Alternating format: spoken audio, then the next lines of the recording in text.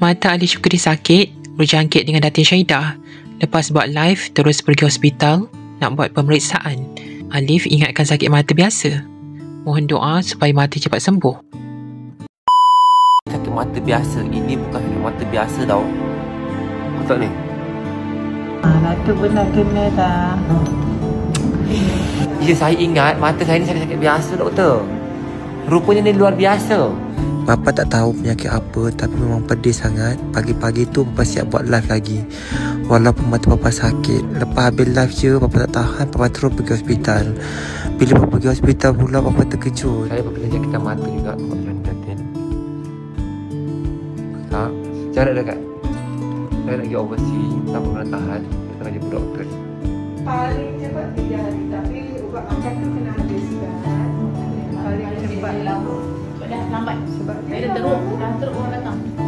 Dah hari keempat orang datang. Kita ingat sakit mata biasa. Rupanya ni luar biasa. Ini virus je korang. Ini adalah virus. Dia bukan sakit mata korang pakai air muar elok. Ini bukan. Betul tak doktor? Apa doktor?